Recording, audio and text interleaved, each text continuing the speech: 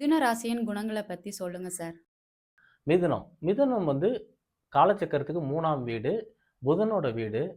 அதில வந்து பார்த்தீங்கன்னா, உங்களுக்கு மிருகசீரிஷம் 2 பாதம், திருவாதிரை 4 பாதம், புனர்பூசம் 3 பாதம் இருக்கு. உடல் அமைப்பில வந்து பார்த்தீங்கன்னா, நம்மளதோட தசையை குறிக்கும். இந்த மிருகசீரிஷம் 2 பாதம்ன்றது உடம்புல உள்ள தசையை குறிக்கும்.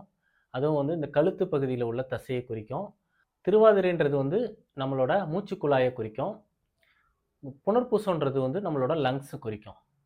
அதாவது லங்ஸ் வந்து என்ன பண்ணும்னா, நம்மளுக்கு காத்த வந்து பம்ப் பண்ணி விடும். அது வந்து ராகுவோட சுவாச பை வந்து வெளிய எடுத்து விடும். சரியா? இது ஒரு அமைப்பு புதனோட இதுல இருக்கு. இது வந்து கம்யூனிகேஷனுக்கு ரொம்ப முக்கியமான பாவம். 3ஆம் பாவம்னு சொல்லுவோம் நம்ம கால சக்கரத்துக்கு. புதன்ன்றது வந்து எலக்ட்ரானிக்ஸ் இது சம்மந்தமான விஷயம், கம்யூனிகேஷன் சம்மந்தமான விஷயங்கள் எல்லாமே வந்து இந்த மிதுனத்தில தான் இருக்கு. இந்த புதன்ன்றது வந்து இரட்டைத்தன்மை வாய்ந்தது இல்லையா? அது உபயம். அதாவது மிதுன லக்னத்தில பிறந்தவங்க பார்த்தீங்கன்னா, ஒரு விஷயத்தில வந்து ஸ்டேபிளா இருக்க மாட்டாங்க. இரட்டைத்தன்மையா இது பொதுவான பலன். மிதுன லக்னத்துக்கு உண்டான பலன்.